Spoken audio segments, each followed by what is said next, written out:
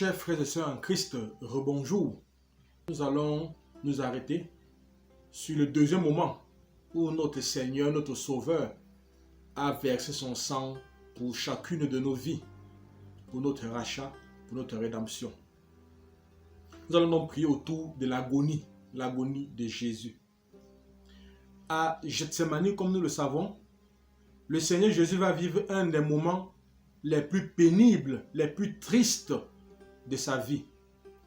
Il sera envahi par la frayeur et par l'angoisse. Et nous nous souvenons toujours de ces mots, n'est-ce pas, de ces paroles qu'il va adresser à ses disciples. Lisons Marc chapitre 14, verset 34. « Mon âme est triste à en mourir. Restez ici et veillez. » Voilà. Le Seigneur le dit clairement, « Mon âme est triste à en mourir. » C'est l'agonie. Le Seigneur sent la mort venir progressivement, n'est-ce pas, à lui. Il se sent progressivement happé par les forces du mal en ce monde. Nous voulons donc aujourd'hui, chers frères et sœurs, prier contre l'esprit de mort et en particulier contre l'esprit, n'est-ce pas, contre l'esprit de mort prématurée, contre la mort prématurée, qui est devenu aujourd'hui un phénomène, effrayant dans notre société d'aujourd'hui. Cette mort prématurée peut être causée, comme nous le savons, par des maladies, des bactéries, voilà, des virus, le coronavirus qui en a tué beaucoup. On a vu des gens mourir par milliers dans certains pays. On a même vu, comme en Inde, on a vu des gens brûler les corps tellement ils ne savent pas quoi en faire. N'est-ce pas? Ça, c'est carrément, c'est déstabilisant comme événement à vivre. Nous avons aussi cette mort, nous avons aussi la mort prématurée qui peut être causée par des épidémies, par des pandémies. Cette mort peut être causée par de mauvais esprits, n'est-ce pas? Peut être aussi le fruit, n'est-ce pas? Peut être la conséquence de la malédiction. Notons tout de suite qu'un des signes de la malédiction, c'est la mort prématurée. En effet, quand nous lisons Deutéronome, chapitre 28, du verset 20 au verset 22, nous lisons ceci. « L'Éternel enverra contre toi la malédiction, le trouble et la menace au milieu de toutes les entreprises que tu feras jusqu'à ce que tu sois détruit, jusqu'à ce que tu périsses promptement à cause de la méchanceté de tes actions qui t'aura porté à m'abandonner. L'Éternel attachera à toi la peste jusqu'à ce qu'elle te consume dans le pays dont tu vas entrer en possession. L'Éternel te frappera de consomption, de fièvre, d'inflammation, de chaleur brûlante, de dessèchement, de jaunisse et de gangrène qui te poursuivront jusqu'à ce que tu périsses. » Vous voyez? Donc voilà ce texte de l'Ancien Testament, n'est-ce pas, du livre du Deutéronome, où clairement nous voyons que la mort prématurée est une malédiction de Dieu, parce que le Seigneur va te frapper jusqu'à ce que tu périsses, nous dit ce livre du Deutéronome. Donc, certaines morts prématurées peuvent venir, peuvent être le fruit, la conséquence simplement d'une malédiction, c'est-à-dire peuvent découler d'une malédiction. Mais je crois que la bonne nouvelle, c'est que le Christ, en mourant en croix, en répandant son sang précieux, que nous fêtons que nous célébrons en ce mois de juillet, celui qui a répandu son sang précieux. La bonne nouvelle, c'est que le Seigneur, en répandant son sang précieux, nous libère de nos malédictions, nous libère de toute mort prématurée. Vous voyez? C'est cela vraiment la bonne nouvelle. Lisons Galates, chapitre 3, verset 13. Christ nous a rachetés de la malédiction de la loi, étant devenu malédiction pour nous. Ouais. C'est très clair. Christ a pris sur lui la malédiction et nous a donné sa sainteté. Il nous a donné la vie en échange. Donc, en principe, en versant son sang en croix, la malédiction ne devrait plus opérer dans nos vies. Mais nous devons nous approprier cette mort de Christ en croix. Nous devons nous l'approprier pour que cela soit, n'est-ce pas, pour que les effets de ce rachat soient manifestes dans notre vie de tous les jours. Christ a donc donné sa vie afin que la bénédiction d'Abraham, descende sur chacune de nos vies et que nous recevions le Saint-Esprit, la délivrance et la libération. Voilà ce que Christ a opéré pour nous en mourant en croix. Et cela, c'est vraiment une très, très, très bonne nouvelle. Chers frères et sœurs en Christ, adressons au Seigneur cette prière, la prière suivante, pour lui demander de nous libérer de toutes nos malédictions, de libérer nos frères, nos sœurs, nos amis, nos proches, nos connaissances, nos enfants, nos conjoints, les membres de nos familles, de toutes malédictions, et spécialement de toutes les malédictions pouvant entraîner la mort prématurée. Disons donc ensemble cette prière. Seigneur Jésus, je proclame que sur la croix, tu as pris sur toi toutes les malédictions qui peuvent venir sur moi. Alors, je te demande maintenant de me libérer de toutes les malédictions placées sur ma vie, spécialement celles pouvant entraîner une mort prématurée. Je le demande en ton nom. Par la foi, je reçois maintenant ma libération et ma délivrance et je t'en remercie. Amen. Donc, mes frères, mes sœurs, la mort prématurée peut venir de la malédiction, mais comme je le disais, Christ est mort pour nous et en mourant, comme on l'a lu tout à l'heure, n'est-ce pas, dans le passage de Galates 3:13, Christ en mourant pour nous a pris sur lui nos malédictions. Et nous savons que la mort prématurée, donc, issue de la malédiction, n'a plus aucune emprise sur nous. À travers cette prière aussi que nous avons dit, nous savons que nous sommes libérés, n'est-ce pas, de cette malédiction. La malédiction aussi peut venir, n'est-ce pas, des forces du mal, des forces obscures, des forces des ténèbres. Je voudrais vous donner quelques exemples.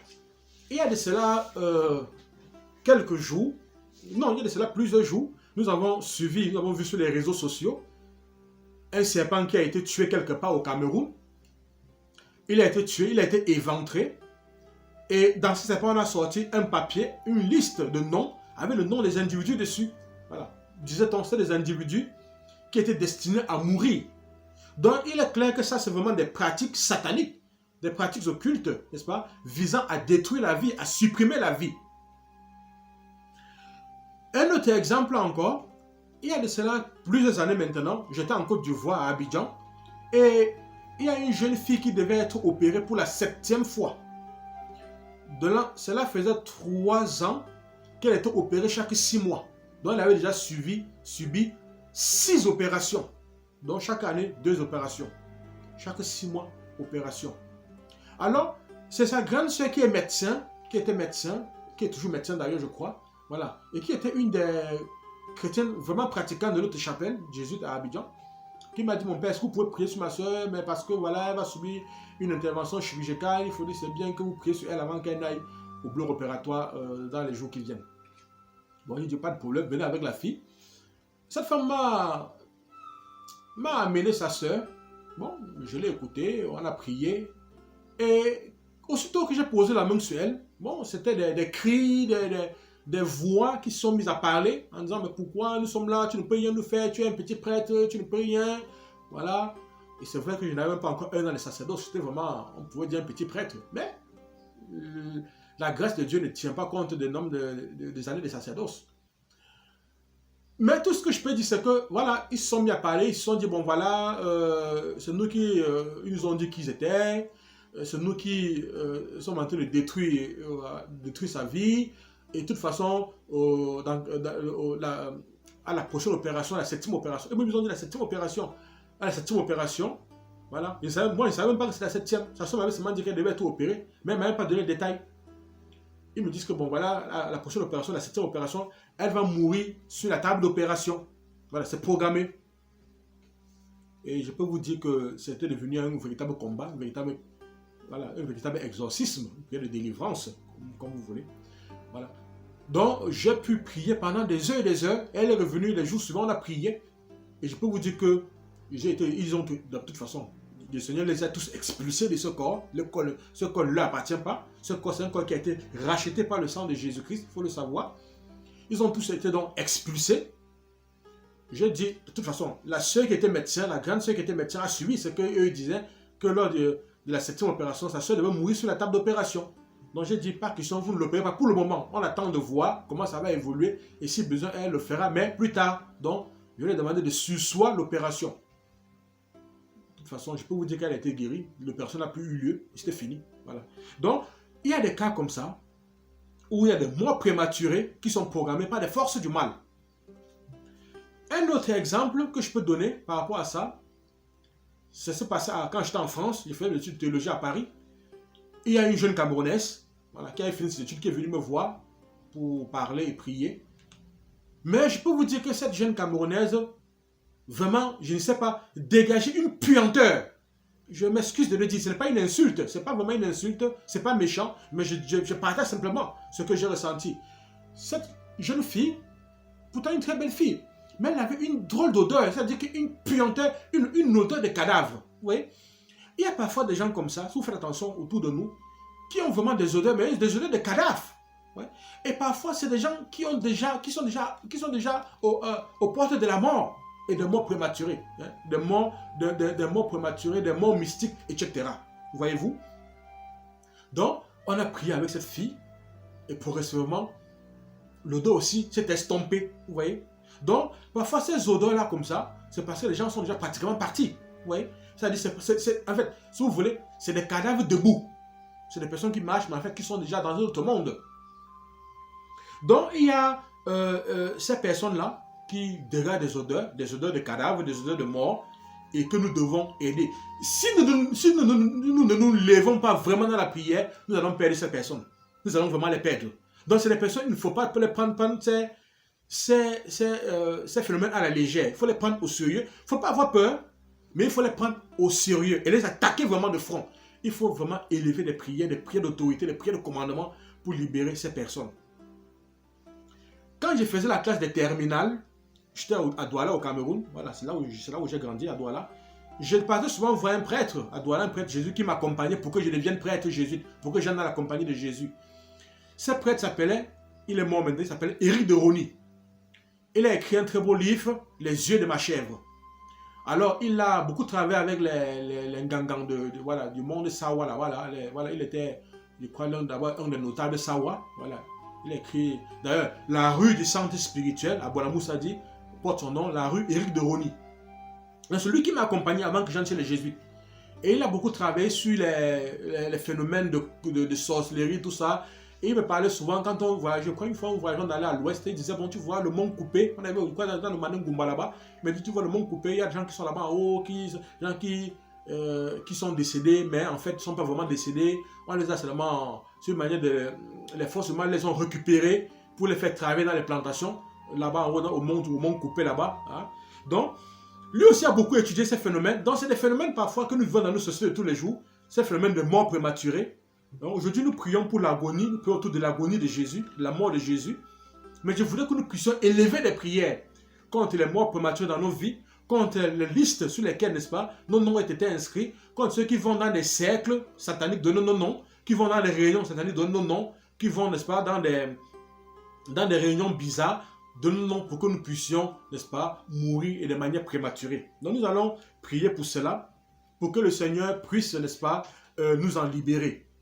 Je l'ai déjà raconté aussi, en décembre de l'année dernière, j'étais encore au Cameroun. Voilà, je n'étais pas encore ici au Canada, j'étais encore au Cameroun. J'ai prié sur une dame, c'était en décembre, avant les fêtes de Noël. Et la libération était terrible. Ceux qui étaient là ont dit, bon voilà, c'était notre repas de Noël que tu nous as arraché de la gueule. Vous voyez, j'ai dit, c'est une fille de Jésus, cette fois-ci vous ne l'aurez pas. Dégagez et partez. Donc, les phénomènes de mort prématurée sont des phénomènes vraiment à prendre au sérieux. Et la bonne nouvelle, c'est que Christ a versé son sang pour nous. Et je crois que, étant mort pour nous, il nous a véritablement libérés. Nous n'avons pas à avoir quoi que ce soit. Christ est là, dans le Saint-Sacrement de l'autel. Il est là devant nous. C'est le même Christ qui est mort en croix, qui est là présent dans le Saint-Sacrement de l'autel. Il est tout près de moi. Il est tout proche de vous aussi. Il l'a dit. Il est de votre intérêt que je parle. Parce que si je pars, voilà, vous recevez le Paraclet, le Consolateur. N'est-ce pas? Et le Consolateur est partout. Avant la mort de Christ, il n'était qu'à un endroit. Mais après sa mort, il est partout. Voilà pourquoi il dit, il est de votre intérêt que je parte. Mes frères, mes soeurs, élevons donc des prières ce matin, élevons quelques prières contre la mort prématurée, contre toutes ces personnes-là qui ne rêvent que de nous, n'est-ce pas, que de nous voir mourir, que de nous voir dans des cercueils et déposés dans des tombes. Alors nous allons à présent maintenant prier ensemble et après chaque intention, ensemble nous allons dire, précieux sang de Jésus-Christ, délivre-nous. Voilà, donc le texte va défiler à l'écran. De tout instrument utilisé par l'ange de la mort pour porter atteinte à nos vies, précieux sang de Jésus-Christ, délivre-nous. De tout cercueil préparé par l'ange de la mort contre nos vies, précieux sang de Jésus-Christ, délivre-nous. De toute fosse creusée pour nous par l'ange de la mort, précieux sang de Jésus-Christ, délivre-nous. De tout pouvoir qui oppresse nos vies par les rêves et les cauchemars de la mort, précieux sang de Jésus-Christ, délivre-nous. De tout pouvoir des marabouts et des féticheurs qui tourmentent nos vies par l'esprit de la mort, précieux sang de Jésus-Christ, délivre-nous. De tout pouvoir des femmes-là qui tourmentent nos vies par l'esprit de la mort, précieux sang de Jésus-Christ, délivre-nous. De tout pouvoir des cons qui tourmentent nos vies par l'esprit de la mort, précieux sang de Jésus-Christ, délivre-nous. De tout pouvoir occulte qui tourmente nos vies par l'esprit de la mort, précieux sang de Jésus-Christ, délivre-nous. De tout agent satanique qui tourmente nos vies par l'esprit de la mort, précieux sang de Jésus-Christ, délivre-nous. Prions le Seigneur.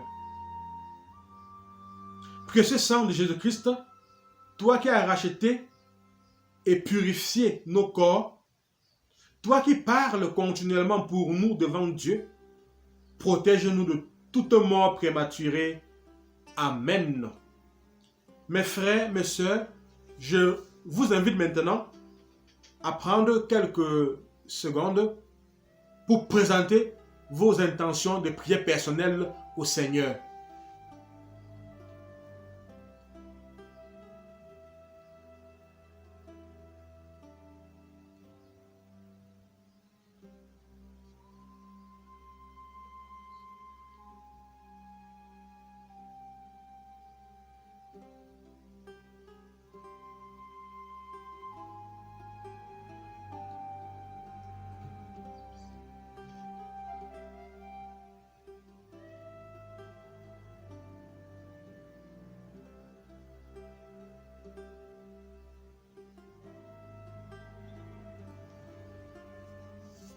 Prions le Seigneur.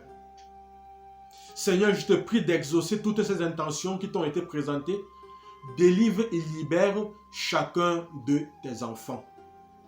Amen. À présent, prenons un temps pour proclamer à Satan ce que le précieux sang de Jésus-Christ a fait pour nous.